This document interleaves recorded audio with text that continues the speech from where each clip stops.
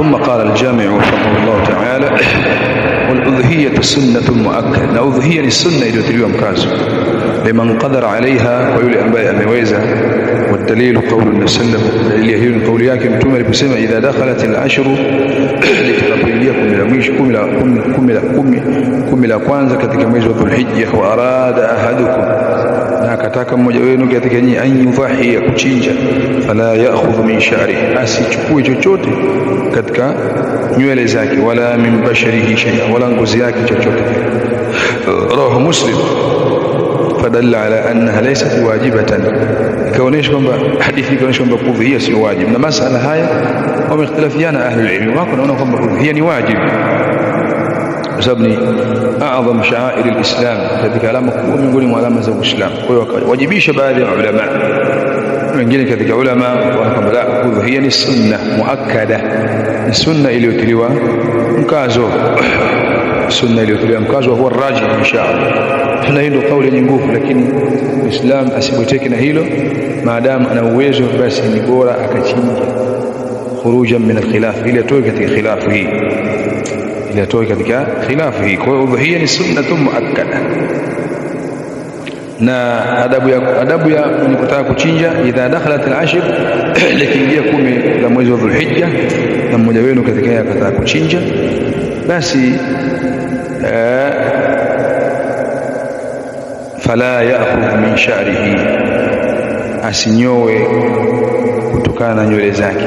Fala ya'khudh min sha'rihi, asinyowe kutokana na nywele zake. Hii nahi, baadhi ya ahli ilm wanasema ni nahyu litanzih, katazo tu la kuzuilia, si haramu. Na wengine katika ulama wanakwamba la, hii ni katazo, hadha nahyu litahrim huwa rajih inshallah, hii ni katazo la haram. Ndio kauli yenye nguvu zaidi, khurujan min al-khilaf, kwa ili kutoka katika mlango wa khilaf.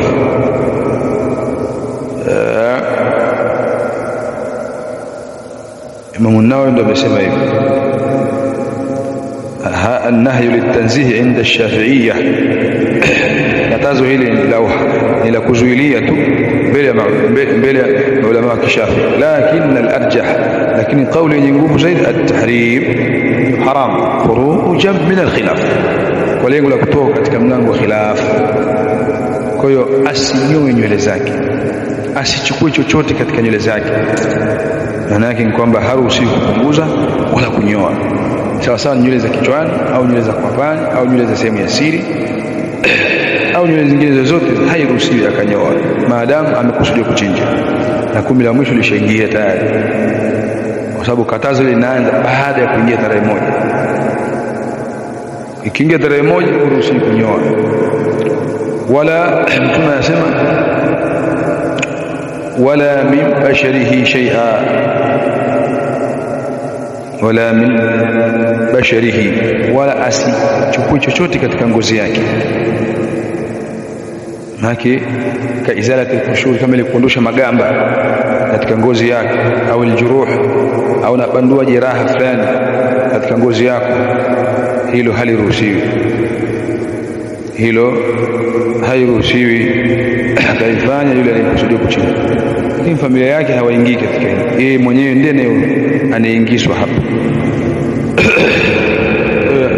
Akifanya kwa makusudi, nasema ifanya jambo la haram, lakini udhiya yake itakuwa ni sahihi.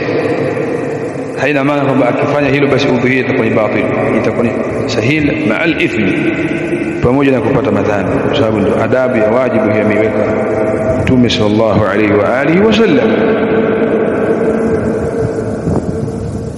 Naam.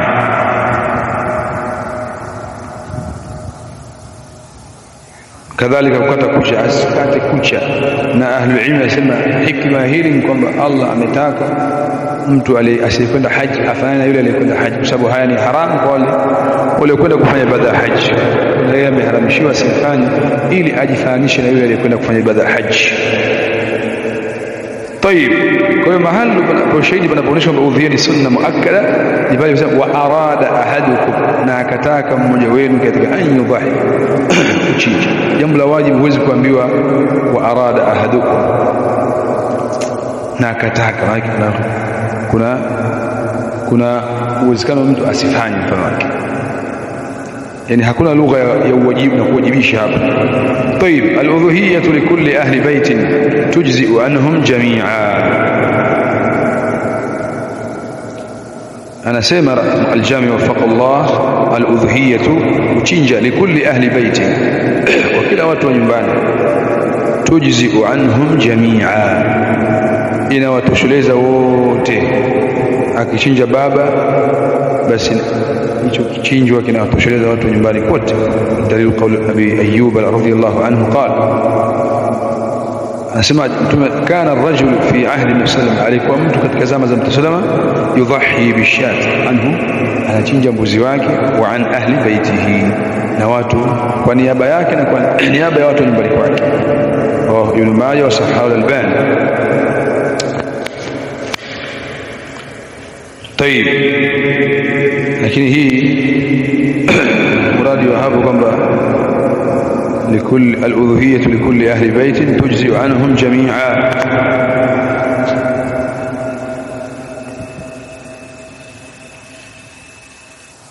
maana haya maneno, na haya ndio maneno ambayo yanazungumza ahlul ilm wengi, wale wengi. Maana haya maneno kwamba udhuhia akichinja babu mwenye nyumba inawatosheleza familia nzima itakapokuwa amenuia kwa ajili ya nafsi yake na watu, atakapokuwa amenuia kwa niaba nafsi yake na watu wa nyumbani kwake, kama ilivyokuja katika hadithi ya nani, Abi Ayyub al-Ansari, kana ar-rajulu yudhahi bishat, ambaye tumesoma, alikuwa mtu anachinja mbuzi anhu kwa niaba yake, wa an ahli baiti, na watu wa nyumbani kwake, fayakuluna wa yut'imun, kwa wanakula na wanawalisha wengine.